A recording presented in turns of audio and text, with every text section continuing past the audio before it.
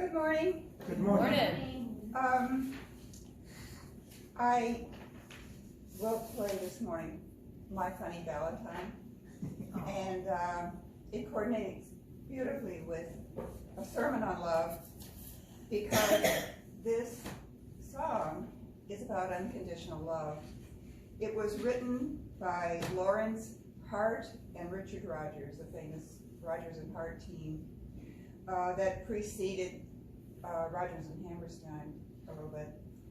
The musical was Babes in Arms. It was produced in 1937. It's a Depression era song. This particular song was recorded by Judy Garland and by Frank Sinatra, so it became fairly popular in its time, and it's still sung.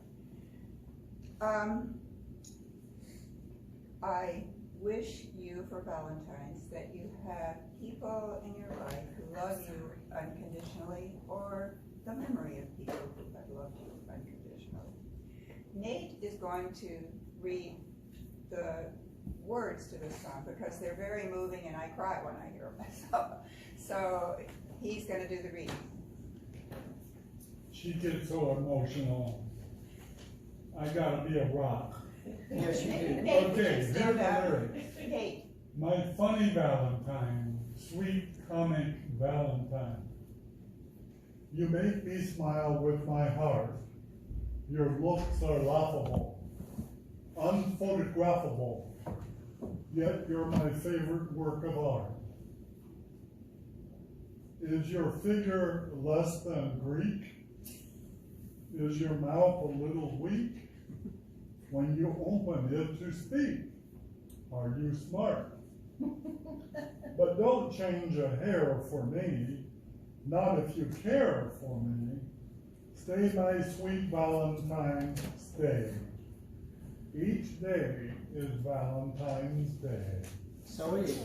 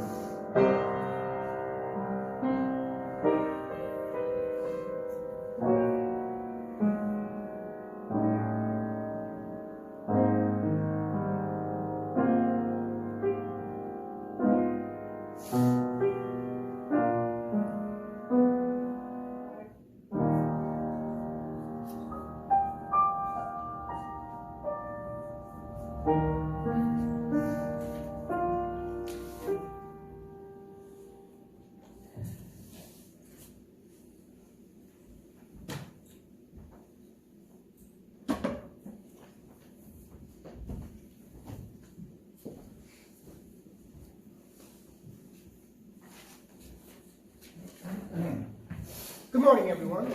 Morning. Nice to see a couple of bright-eyed, bushy-tailed visitors this morning. We'd like to say that we invite you to stay following the service. We're having a pitch-in lunch, and the finest cooks in Jones County and Mississippi are in this church. So you're welcome to stay if you would like. We're going to light the chalice. Would you please, Becky? We light this chalice as kind of an inspiration for us in this church. And as the chalice is lit, we read the words in your handout. As we light this, you can stand, please.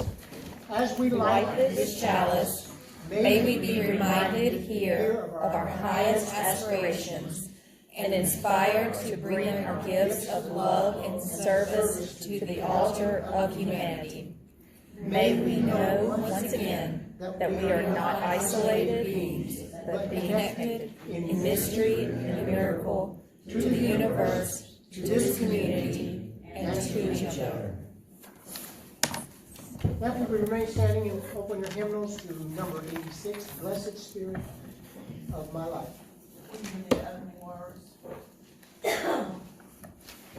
Oh, yeah. We'll do it after we sing this.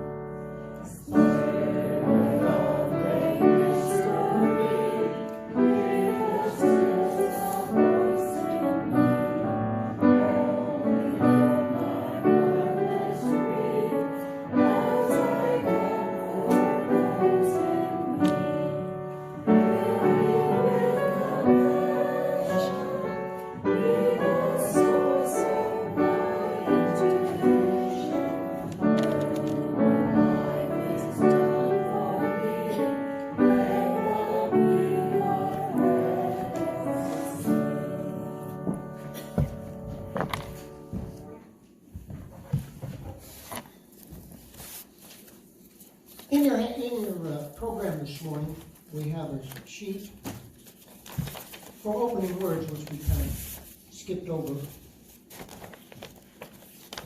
But in association with what we're going to be speaking about this morning, we're going to read on the back of the handout the words from this famous song from the 1960s, What the World Needs Now Is Love. And even though I know you might be excited enough to start singing it, we're going to read it in unison.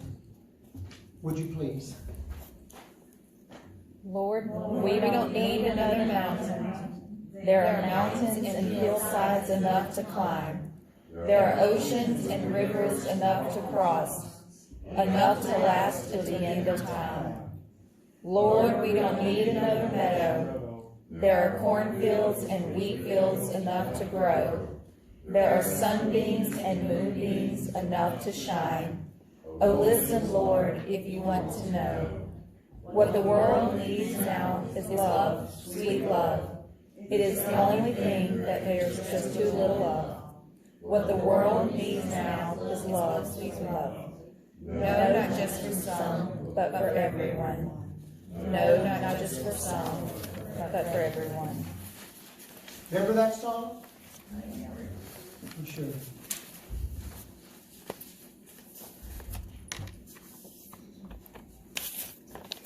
Now let's sing, open your, No, affirmation. we're going to read the affirmations on behalf of the church. Please read along. Love is the doctrine of this church. The quest of truth is its sacrament, and service is its prayer. To dwell together in peace, to seek knowledge and freedom, to serve human needs, to the end that all souls shall grow into harmony with the divine. Thus do we covenant with each other and with God. To our visitors, we now have a ritual in this church that's very fulfilling. It's called Candles of Joy, Sorrows, and Concerns. And those who wish to come forward and light a candle and have a brief reason for lighting the candle, for some concern, for a loved one, for sickness, or anything else in your life that you're thankful for, please come forward and light a candle. I'm a newbie at standing up here and doing this, but I'm game. Robin, would you do us a favor and play How Could Anyone? Were you going to cue it? And just this morning, we'll listen to the words. How beautiful they are. If my spouse were here, he would have loved this song.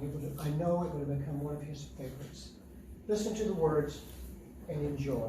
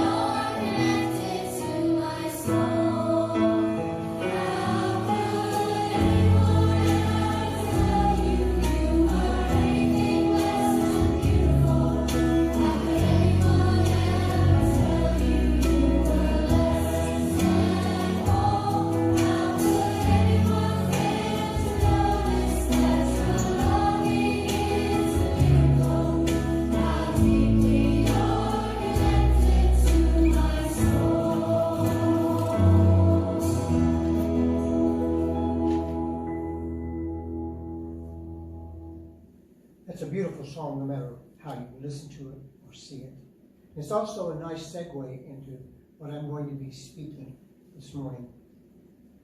I have a headset on, it's new, it's the first time we've used it, and can you hear me?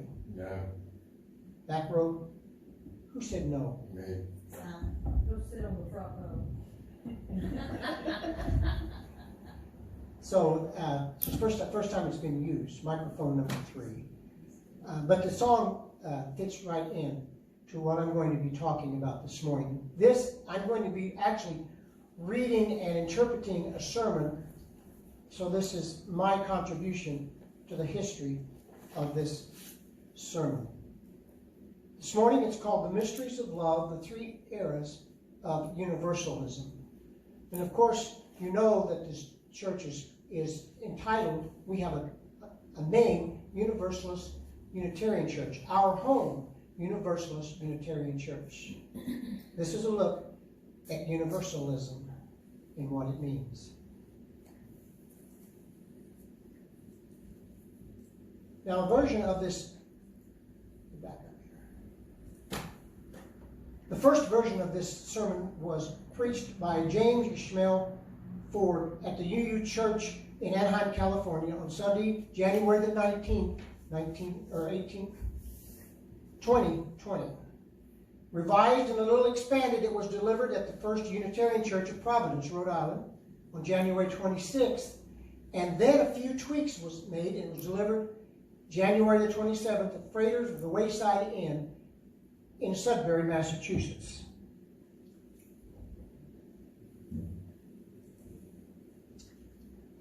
What we talk about when we talk about God, how we eat is connected to how we care for the planet, which is connected to how we use our resources, which is connected to how many people in the world go to bed hungry every night, which is connected to how food is distributed,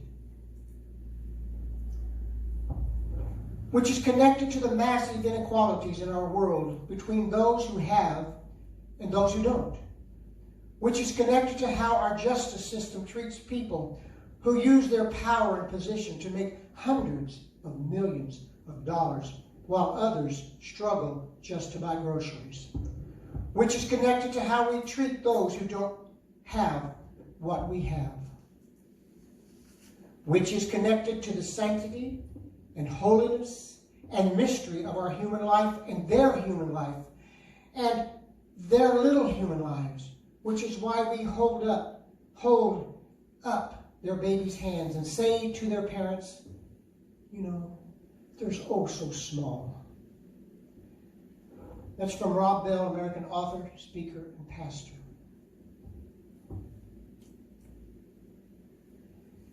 Not quite a decade ago, a prominent Protestant minister caused quite the hubbub in evangelical circles when he published a book titled Love Wins. He then spent a lot of time explaining precisely how he wasn't a universalist. But if you Google him, Rob Bell is his name, you will see pretty much everyone seems to think he's a universalist. Around the same time, a Pentecostal minister, Bishop Carlton Pearson, after feeling a movement of the Spirit, began to preach what he called the gospel of inclusion. Again, his colleagues looked at him, at what he was saying, and as with Reverend Bell, they denounced him as a universalist. The Reverend Mr. Bell was pressured to leave his megachurch and begin an independent ministry as a speaker and a writer. The bishop's megachurch began to dwindle until the remaining congregation, still a good 500 people, ended up joining the All Souls Unitarian Church in Tulsa, Oklahoma. Think about that. Now, thanks largely to my participation with interfaith organizations, I've come to know a number of Christian clergy, Episcopalians, Congregationalists, and Methodists principally, along with a sprinkling of others.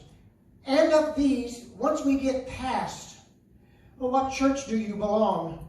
Or who do you serve? What church do you serve? And looking to find anyone we might know in common, a fair number of these ministers in a one-on-one conversation want to let me know, if quietly, that they too are universalists. It is my sense that among the so-called mainline Episcopal and Protestant churches, some significant number of clergy and laity alike, in fact, believe in some form of ultimate reconciliation for everyone in this hurting world. While they may not use the word, it definitely is universalism. Their understanding might be more theologically informed, as often is the case with the clergy. It might be more visceral and specific, such as, oh, but of course Gandhi and Mother Teresa are in heaven. The fact is, in many forms, universalism runs a wondrous current through churches, sort of the secret teaching of Christian hearts. Of course, the Unitarian Universalists are the inheritors of the denomination that originally owned the Universalist name. And I've noticed something about this. Despite the chiding of clergy and the most institutionally committed among us, mainly we and those who know usually call us by the first of our rather cumbersome denominational name, Unitarians. But I suggest the theology, the spirituality, and the actuality that drives us forward is universalism. Now, in the original sense of universalist, the sense in which both Reverend Bell and Bishop Pearson are concerned, is that at some time, everyone, even Satan, will be saved. But in fact, universalism has come to have additional meanings, some enormously important. And while not limited to our tiny denomination, in which we are part of, this richer universalism can be encountered most clearly within the history of the UU Association. This morning, I hope you'll indulge me as I try to explain what I'm calling the three eras of universalism. Although the era isn't exactly right, they interpenetrate each other, and where one leaves off, another begins is rarely totally clear. Each aspect, though, is valuable. But taken together in all their richness, they may well speak to a healing message for the world. I really believe they do. The first era is the most basic institution or intuition we encounter in Christian stories. The question is, how can a loving God at the very end of the day not call all home? As Reverend Bell wrote in his book, Love Wins, or as it goes in our old 19th century universal slogan, Love over creed. Or maybe even best put by our contemporary UU theologian, Thandika, who declares, love beyond belief. Love, love, love is the name of the project. Then there's the second era. Some years ago, I had the privilege of preaching at the First Unitarian Church of Oakland, California. Among the reasons that I was so pleased to be standing in that pulpit was how I felt a profound connection to the great Swami, Vivekananda, who stood in that very same pulpit something more than 100 years earlier. The Swami's visits to America were watershed moments in the interreligious encounter. In 1893, he captivated the World Parliament of Religions in Chicago. From that electrifying moment, the Swami drew large crowds wherever he spoke. He introduced America to the fact, startling at the time, that a non-Christian and a non-European could be saintly, scholarly, and could advocate another religious perspective as compellingly as any Christian preacher. And for some that were hearing him, in fact, with much more resonance than anything they'd ever heard before. I believe it is important to notice his first official talk was actually at the Anasquam Universalist Church in Gloucester. During his 2 visits to America, he visited Unitarian and Universalist congregations and spoke at them more than 27 times. Some of these were the largest and most prominent congregations of the 2 denominations that encompassed liberal religion at the very beginning of the 20th century. He preached in Chicago and Detroit and Minneapolis, at a number of churches in New England, in Pasadena and Oakland, California. Thousands and thousands heard him speak. While both Unitarians and Universalists rejected the idea of hellfire as pernicious, the Swami suggested an additional nuance to what universalism might actually be. He proclaimed that there is a universal current within religions and that all faiths share in the spark of truth. For certain, something like this can be found here and there before his tours, but never quite as full-throated as he presented it, not quite as grounded as an ancient spiritual teaching. This would integrate as a current within the liberal traditions, even as they more and more focused on naturalism and rationalism.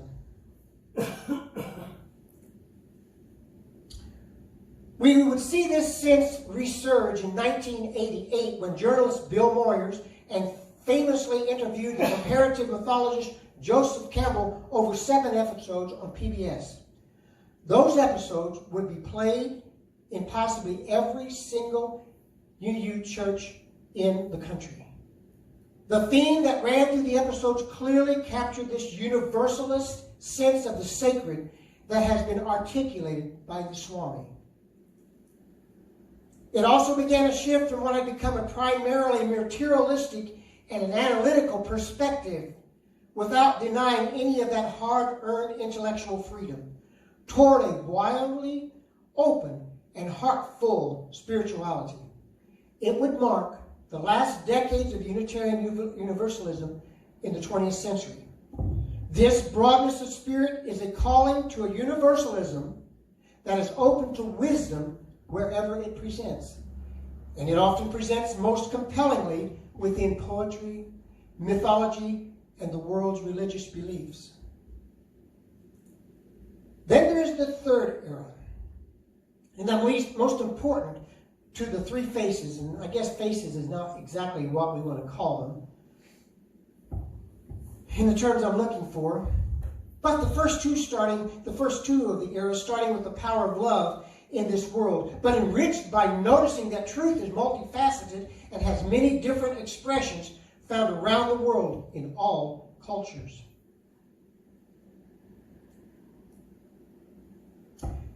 In 1961, when the American Unitarian Association and the Universalist Church of America consolidated, there was a statement of our principles.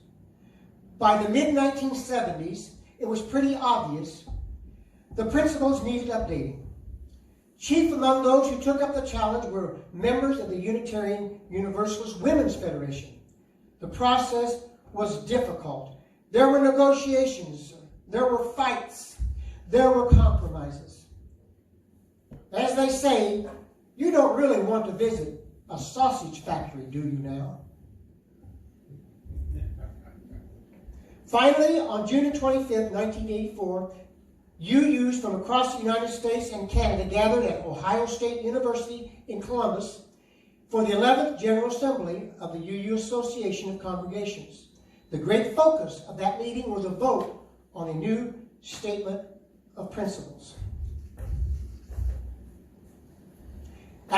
Perhaps is appropriate for such a momentous event, people aren't actually clear on all the details. The official agenda is set Thursday morning for the 27th. However, some people say that the vote took the next afternoon on the 28th. And it wasn't until the late afternoon of that day that the dispute was resolved and the vote taken. Whichever hour, whatever it took, when it looked pretty close to done, the document was frankly mostly mom and apple pie. Hardly a word anyone of almost any spiritual tradition, broad humanist bent, atheist could argue with. What I would call the perfect product of a committee. The most distinctive feature was the first principle, a call to the inherent worth and dignity of every person. A libertarian focus on the individual that had marked out English-speaking Unitarianism for its entire history. I printed it out here, and the 7 principles, and I found it very interesting. This is one, it's called the Unitarian Principles, the children's version. So I'm going to just go through them really quick, and this is very digestive. Number 1, every person is important. Number 2, be kind in all you do. Number 3, we are free to learn together. Number 4, we can search for what is true. Number 5, all people need a voice. Number 6, build a fair and peaceful world. And number 7, we care for the earth.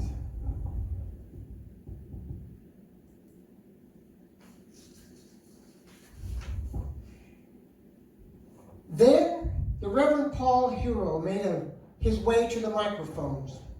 Everyone who describes the scene say he was lanky and bearded and stood at the microphone with the ease of an experienced pulpit minister. He looked around, scratched his beard, and then addressed the proposed 7th principle, which was a call to respect for the earth and the interdependence of all living systems. In my mind's eye, as Paul stood there, the hall fell to a hushed silence. I think I'm pretty sure the world outside grew quiet as well. Perhaps 1 or 2 stars broke through the Ohio daylight, shooting beams in the general direction of Columbus, Ohio. Out of that silence, Paul pointed out how the wording fell short of what it could be. Paul proposed new wording for the seventh principle, a call to respect the interdependent web of existence of which we are all a part.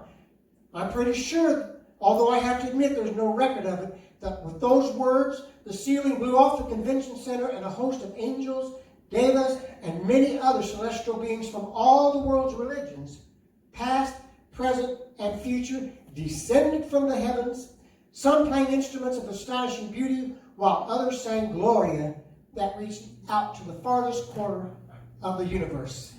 Even the stars danced in joy at the revelation of this great secret of the universe with a gathering of UUs in Columbus, Ohio, within the United States, nestled on the North American continent of a very, very tiny planet, circling a middling star at the edge of one of 100,000 million galaxies. What was that call? To know the interdependent web of existence of which we all are a part. And then it was over. The ceiling resealed, the beings were gone, only a hint of their song remaining in the hearts of the assembled who then voted. They accepted that proposed change, and with that, our little band of UUs found itself marked with an astonishing charisma. A particular channel of divine blessing aimed at healing this poor, pitiful, and broken world. I suggest in that hour, our future was articulated with as much authority as if it were from the tongue of an ancient prophet. Now, what has happened since then? Well, many have missed the importance of that moment. Others dismiss it as a typical liberal tipping of the hat to the issue of the days. But this point is so vastly more important, so deep and compelling, it needs the cloak of myth, the mystery of song to even partially convey its importance. It is so powerful a message, it is hard to look at it directly. I suspect we will spend lifetimes unpacking and expanding all this means. Universalism. I find myself thinking of the Reverend Rob Bell and Bishop Carlton Pearson and the other Christian clergy and laity who find it best to have a quiet, serene Universalism, wasn't that too? There is something both glorious and terribly sad that this good news must be kept quiet. Glorious in that it cannot be suppressed, not really. And as long as there are human hearts yearning for healing, not as long as people seek a true North Star for their lives and their deaths. And so sad because we need this good news. We really need this good news, all of us. Also, it seems that when suppressed, the deeper nuances may be lost while trying to keep alive a very small flame. It is the whispering of the all-pervading truth of love. But with a little freedom, we can also see how this truth can be found in other expressions around the world. Universalism is our common inheritance. Universalism equals good news. And then there is that last wonderful part that the story of the seventh principle speaks to. There was another Christian accused of universalism in the early part of the 20th century, the author C.S. Lewis. He called us to the four loves used by the ancient Greeks. Agape love, divine love. Eros love, the loves of the body. Phileos love, friendship. And storge love, empathy, and perhaps even compassion. If we understand we are all woven of the same cloth, that our lives and our deaths are bound up what Dr. Martin Luther King called the garment of destiny. Then, in that exact moment when we open ourselves full to this truth, well then, all four of those loves flow into us and out of us. And the great way of healing for us all is revealed. A North Star appears, and we know what we have to do.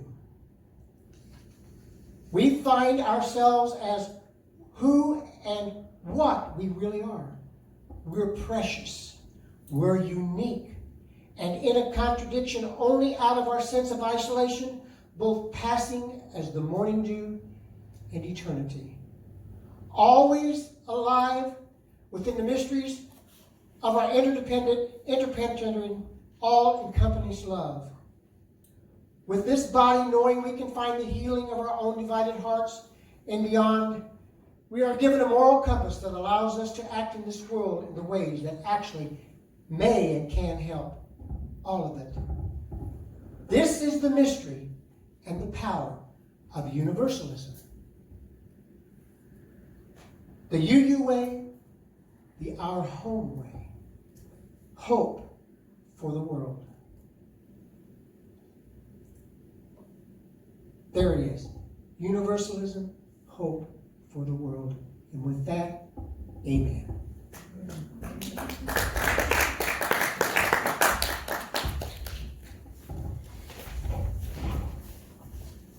Now we're going to extinguish the chalice, which, oh, we got a time for a hymn? Okay, we got time? Okay, I thought it was over. Number 131 in your book, if you'd all stand, please.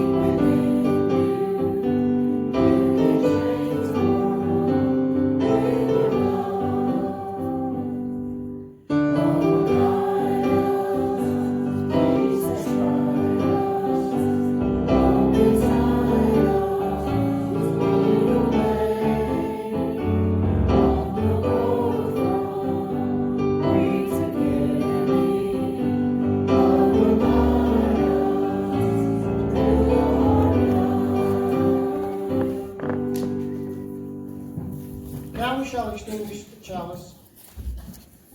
I think it extinguished itself.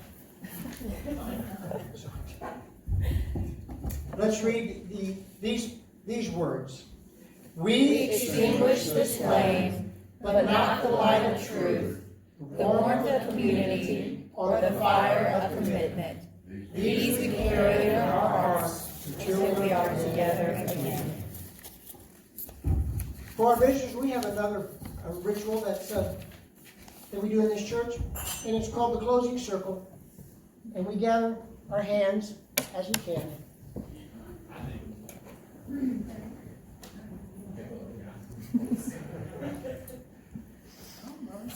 Go